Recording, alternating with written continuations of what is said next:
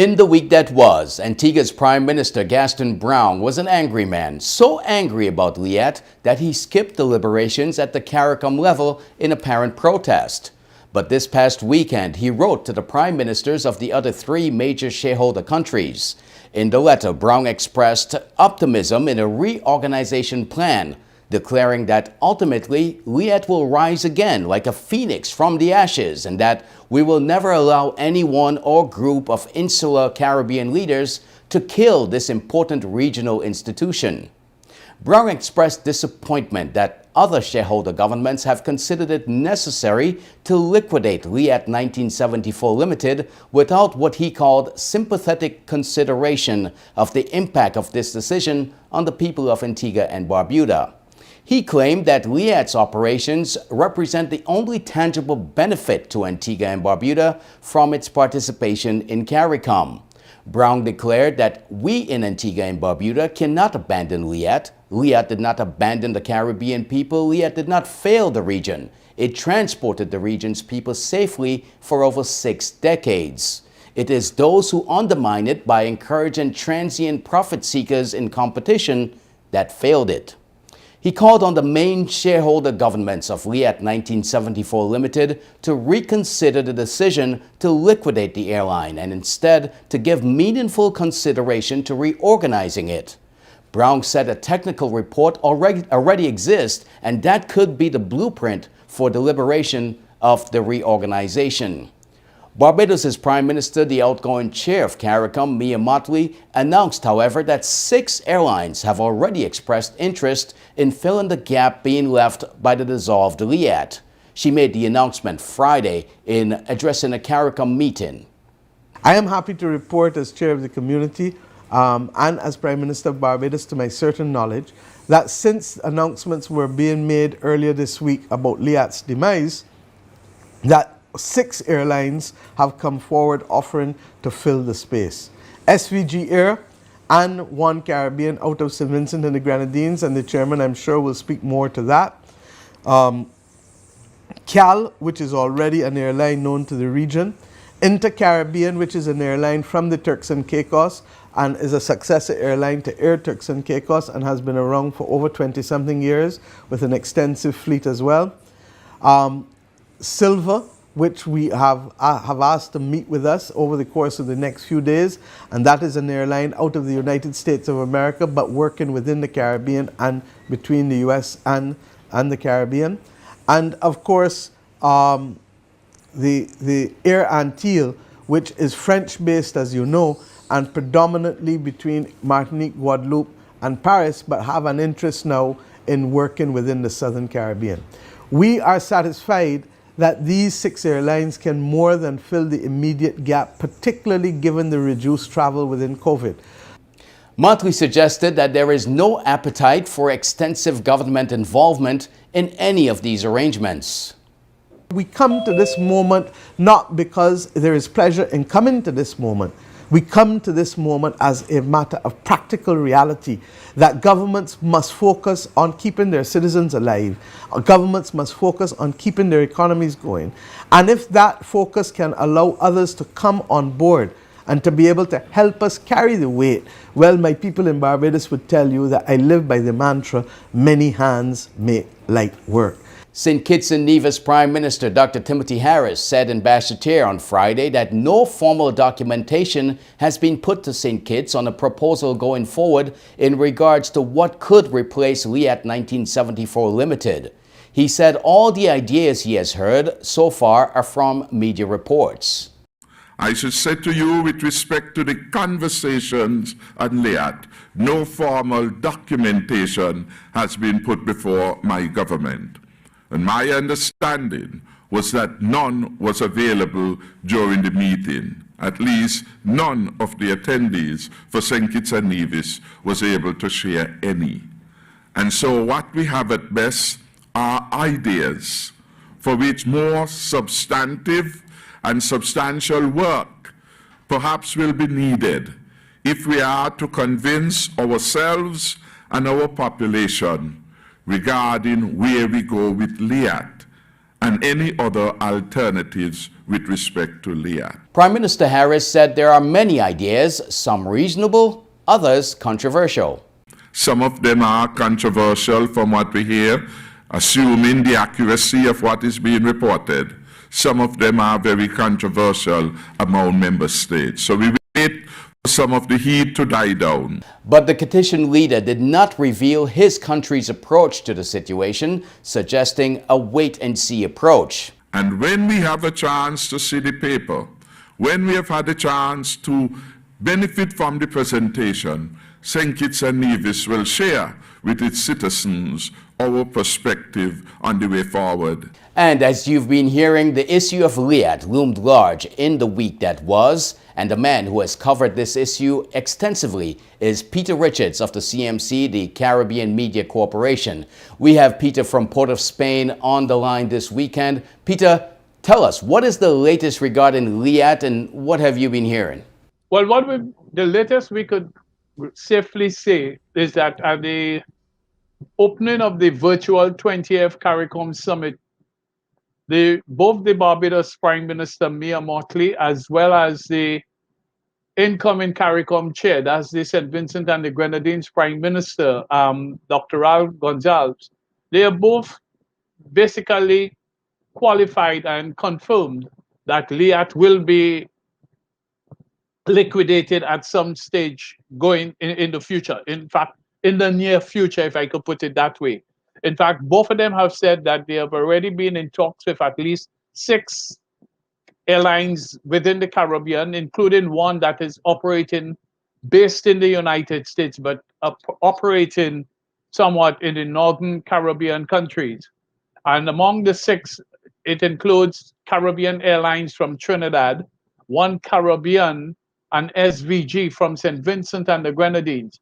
So they are more or less moving towards that formation of, if you want to put it, quote unquote, a new LIAT.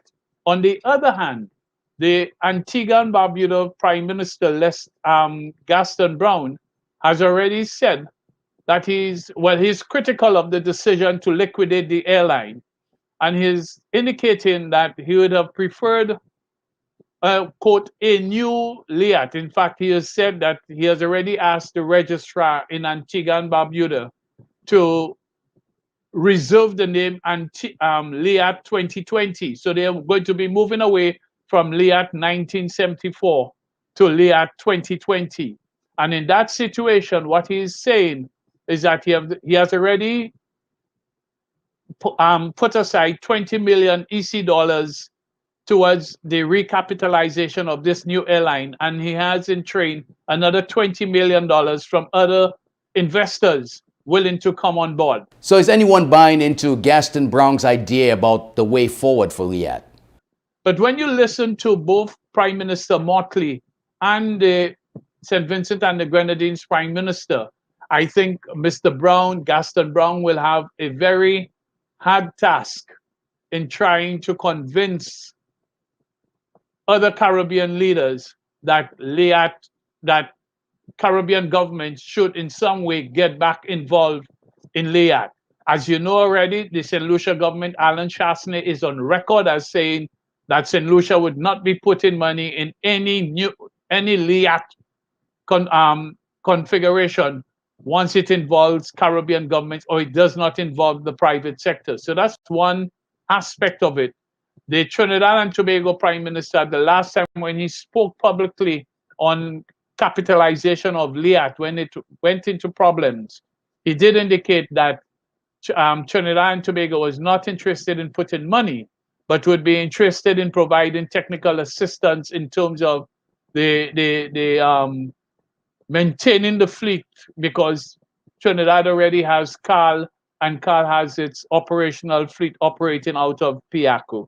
So basically, in a nutshell, what we're seeing going forward is that the Caribbean is going to have, for want of a better word, an intense negotiation period, whereas Gaston Brown on one side will be pushing for a new LIAT to continue in whatever configuration, and on the other hand, you have the Barbados Prime Minister and the St. Vincent and the Grenadines Prime Minister say, no, this is something now, let's leave it now to the regional private sector people to push for a new airline.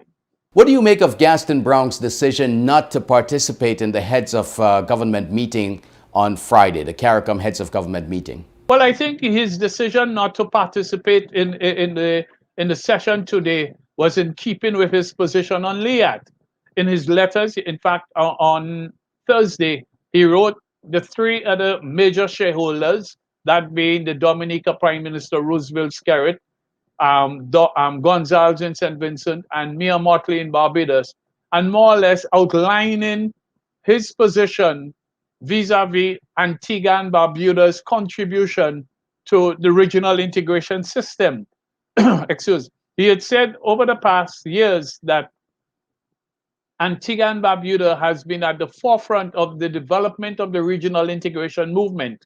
And as a result, he could not fathom why there was a move now when Antigua was looking to recapitalize and get LIAT on its stronger footing, because he has always been arguing on the side that you have some of these regional leaders who, instead of helping to capitalize LIAT, were doing other things more or less to bring about his detriment.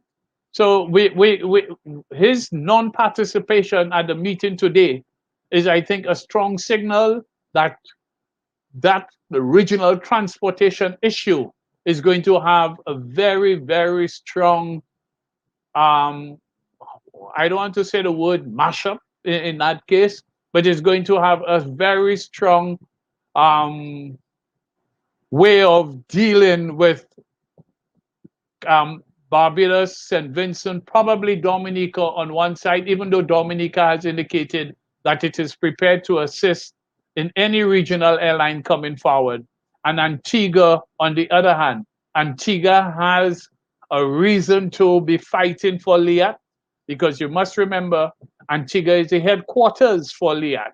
Antigua has something like 500 employees with LIAT, and that's a substantial amount of money. In fact, when you listen to Gaston Brown, the severance payment, something of in the range of 94 million EC dollars, you're looking at LIAT having to, you're looking at Antigua having to put out as much as $68 million in order to meet that severance payment going forward. Can Antigua pull off the LIAT 2020 concept without support of any other government? That is going to be technical. When I say technical, I mean difficult. In that, yes, Antigua would need the support of other governments going forward. Someone reminded me today that all CARICOM countries are shareholders of LIAT, but all of them are not contributing financially to LIAT. The only major contributors would have been Barbados, Antigua, Dominica, and St. Vincent and the Grenadines. Now, if LIAT decides to go forward on its own, and the other countries, because Mia Mottley at the opening of the CARICOM meeting today made it abundantly clear that her country would like private sector involvement in LIAT. The former chairman, the former Caribbean Development Bank economist, has also indicated that regional transportation now should be private sector driven. So in that case, I think, as I said before, Gaston Brown will have an uphill task to get other governments involved in financing a regional airline, more so given the impact of the coronavirus on the economies of Caribbean countries. All right, Peter, thank you very much for joining us. This is the week that was. Still to come, we get the latest on the Guyana elections. But next, we talk about elections in Trinidad and Tobago. A date has been announced.